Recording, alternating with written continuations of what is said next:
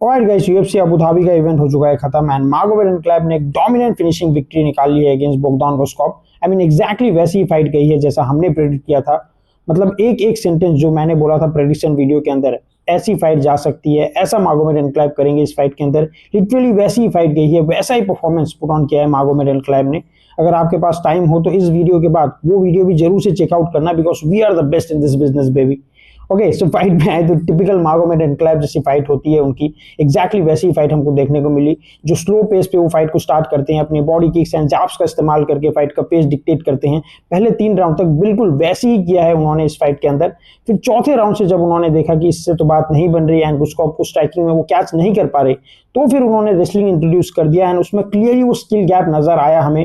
बिल्कुल एक amateur fighter लगे बोगदान गुस्कॉप एनक्लेव के सामने। वहां 4th राउंड पूरा डोमिनेट किया एनक्लेव ने एंड चोकआउट करने का भी ट्राई किया, बट वो हुआ नहीं। लेकिन फाइनल राउंड यानी कि 5th राउंड जब वापस से टेक डाउन करके ग्राउंड पे ले गए एनक्लेव गुस्कॉप को, तब उन्होंने सबमिशन की जगह ग्राउंड एंड पाउंड पे फोकस करने का सोचा एंड एक टीकेओ विक्ट्री हासिल कर ली over Bogdan Guskov in the final round.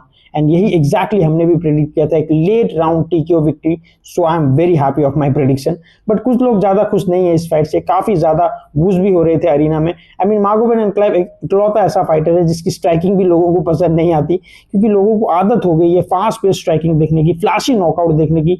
तो ये तो ऑब्वियस ही था कि उन्हें एनक्लेव की slow pace technical counter striking देखना बिल्कुल अच्छा नहीं लगेगा। बट इसमें मागोमेड एनक्लेव का सारा दोस्त नहीं है। आई मीन वो तो अपनी फाइट लड़ रहा है यार, ये तो अपोनेंट का काम है कि उसको उसकी फाइट लड़ने ना दें। अगर आप ही उसकी फाइट लड़ोगे तो वो तो खुशी खुशी अपने पेस पे फाइट लड़ेगा ही ना। वो क्यों जाए भाई रिस्क लेने जब उसको एक इजी डोमिनेंट विक्ट्री मिल रही है। तो मुझे लगता है कि भाई एनक्लेव से ज्यादा उनके ओपोनेंट को क्वेश्चन करना चाहिए हमें कि भाई तुम क्या कर रहे हो वहां पे यार। तुम उस फाइट के अंदर क्या भजिया तलने जा रहे हो क्या? तुम लड़ो अपनी फाइट, तुम्हें किसने रोका है? But at the end of the day you have to give credit to Ankalaev man, he is a really good fighter and मेरे हिसाब से तो नेक्स्ट टाइटल शॉट डेफिनेटली वो डिजर्व करता है। और फिनिश भी निकाली है बंदे ने, तो मिल तो जाना चाहिए भाई। बट ये यूएफसी वालों का कुछ भरोसा नहीं है, एनक्लेव बैठे बैठे रह जाएगा और जिरी प्रोहास्का और कार्लोस सुल्बर का रीमैच फिक्स कर देंगे ये लोग। ये साले किसी के सगे नहीं है।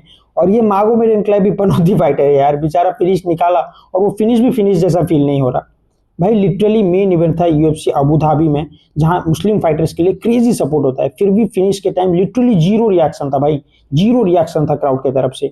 और इसका क्रेडिट मैं एनक्लेव से ज्यादा बोगदान गुस्कॉप को दूंगा। भाई क्या ही घटिया फाइट लड़ी है बंदे ने। I mean I can understand कि बंदा टॉप 5 के बाहर से आया हुआ था लिटरली नंबर 1 कंटेंडर से फाइट करने, वो भी एक शॉर्ट नोटिस पे, जिसके लिए I totally appreciate him. Event save कर लिया बंदे ने, लेकिन कम ऑन मैन, थोड़ा रिस्क तो लेना ही चाहिए था ना। आई मीन एनक्लेव अगर ये करता तो समझ में भी आता, उसके लिए काफी रिस्की फाइट था ये। हार जाता तो चीची हो जाती हर जगह कि भाई इतने लोअर रैंक के बंदे से भी हार गया। लेकिन तुझे तो अपॉर्चुनिटी मिली थी ना भाई, तू तो रिस्क लेने ही आया था भाई, तुझे तो रिस्क लेने के लिए ही बुलाया गया था इस फाइट के अंदर। फ्रंट फुट पे खेलता भाई, कम से कम अर्ली राउंड्स में ही कुछ शो कर देता यार, जहां तो सबसे ज्यादा डेंजरस है। बट नहीं भाई, लिटरली पूरी फाइट बैक फुट पे निकाल दी इस बंदे ने, एंगेज तक नहीं किया एनक्लेव के साथ। एनक्लेव बेचारा लोगों की बूस्ट सुनने के बाद मोर एंगेज होने की कोशिश भी कर रहा था, बट गुस्कॉप जो है कॉन्स्टेंटली सर्कल आउट कर रहा था, बिल्कुल भी एंगेज नहीं कर रहा था, जिसके बाद फाइनली एनक्लेव को ग्राउंड पे ही लेके जाना पड़ा इस फाइट को। खैर eight the end of the day enclave अपनी कमबैक फाइट जीत गए हैं, हमारी प्रेडिक्शन सही हुई है और हम बहुत खुश हैं। अब टाइटल शॉट मिलेगा कि नहीं मिलेगा वो तो वक्त ही बताएगा। देखो हम सबको पता है चैंपियन कार्लोस सुल्बर इस टाइम इंजरी के कारण आउट हैं एंड उनकी फाइट प्रॉब्ली हमको नेक्स्ट ईयर के फर्स्ट क्वार्टर में देखने को मिल सकती है, तब उनका रिटर्न हम एक्सपेक्ट कर सकते हैं।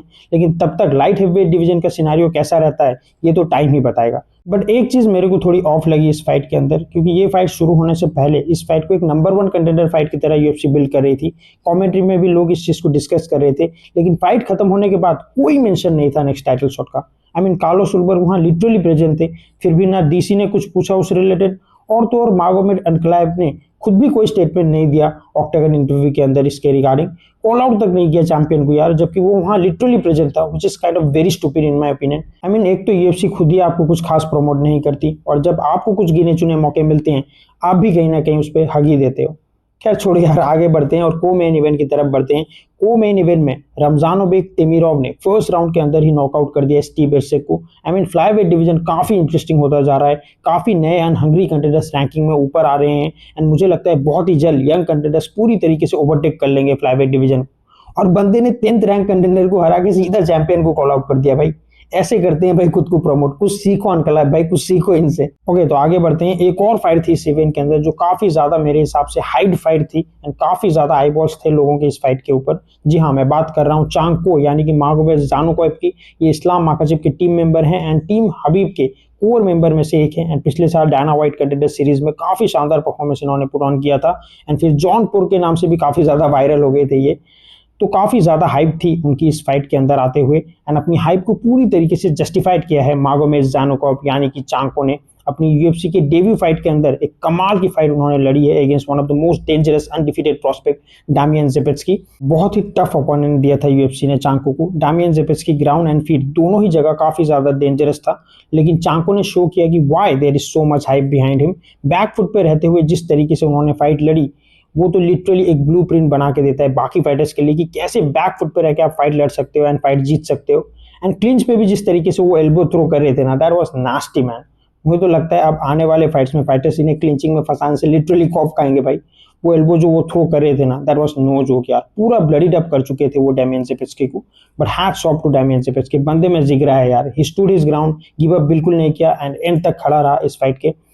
And I know for a fact कि ये बंदा अपने अगली फाइट में अच्छा परफॉर्मेंस पुट ऑन करेगा एंड अपनी अगली फाइट ये जीतने वाला है, ये आप लिख के ले लो। बट फिलहाल के लिए इस फाइट की जो जीत है वो अपने चांगको के पास आई है। 30-27 से ये विक्ट्री उन्होंने हासिल की है and he still undefeated in his professional MMA career. And post fight interview में वो इलिया टपुरिया को कॉल आउट कर रहे थे एंड और भी कुछ कुछ बोल रहे थे। आई मीन ऑब्वियस यार, इलिया ने काफी स्टेटमेंट दिए हुए हैं टीम हबीब के बारे में उनके अगेंस्ट में, तो definitely he is not happy with that. इनका तो आपस में चलता रहेगा। बट या अगर चांगको ऐसे ही इस डिवीजन को डोमिनेट करते रहेंगे और आगे बढ़ते जाएंगे रैंकिंग्स के ऊपर धीरे धीरे जो है स्टेप अप करते जाएंगे, तो फ्यूचर में हो सकता है हमें इलिया टपुरिया और चांगको का भी मैचअप देखने को मिल जाए। बट अभी के लिए it's just all talk man. इसके अलावा रिजवान कुनियम ने एक बढ़िया टीकेओ विक्ट्री हासिल कर ली है over Tyrell Fortune in heavyweight division and heavyweight division को ऐसे नए एक्साइटिंग कंटेंडर्स की जरूरत भी है आज के टाइम पे। एंड हाँ, एक्साइटिंग कंटेंडर से याद आया, जॉनी वॉकर के भाई विल्टर वॉकर ने एक और सबमिशन विक्ट्री हासिल कर ली है हेवीवेट डिवीजन के अंदर अगेंस्ट थॉमस पेटरसन एंड इसके साथ वो 5 फाइट सबमिशन विक्ट्री की स्ट्रीक बना चुके हैं इस टाइम हेवीवेट डिवीजन के अंदर, which is just crazy man. And मुझे लगता है कि अब वो तैयार हो चुके हैं एंड अब यूएफसी को जो है उनका मैचअप लेजिट हेवीवेट कंटेंडर के साथ करना चाहिए। सो या यही कुछ हाईलाइटेड फाइट्स थी इस इवेंट के अंदर एंड टू बी ऑनेस्ट मैंने और ज्यादा फाइट देखी भी नहीं है क्योंकि टाइम थोड़ा कम था मेरे पास। बट या कमेंट में आप जरूर बताना अगर ऐसी कोई तगड़ी फाइट मैंने मिस कर दी हो तो इस इवेंट के अंदर, तो मैं डेफिनेटली उसे जाके रीवॉच करूंगा। एंड ये सारी फाइट्स जो हमने डिस्कस की है इस वीडियो के अंदर, उस पर भी आपका क्या रिएक्शन है, do let me know in the comment section. And channel को सब्सक्राइब भी कर दिया करो यार, we are very close to 100 subscriber, so please do it यार। एंड हाँ, एक तगड़ी फाइट भी अनाउंस हुई है इस इवेंट के दौरान। डैन हुकर की फाइट बुक हो गई है अगेंस्ट सालादीन पार्निस। सितंबर में ये फाइट होगी यूएफसी पेरिस में। एंड सालादीन पार्निस ये वही फाइटर है जिसने केनेथ क्रॉस को नॉकआउट किया था रोंडा राउजी वर्सेस जीना करानो वाली नेटफ्लिक्स इवेंट में। हमने वो इवेंट भी डिस्कस किया हुआ है इस चैनल के ऊपर। तो अगर आपको सालादीन पार्निस के बारे में और कुछ जानना है और ज़्यादा जानना है तो वो वीडियो भी आप जाके देख सकते हो। बाकी आज के लिए इतना ही, जल्दी मिलेगी एक नई वीडियो के साथ, तब तक के लिए बाय।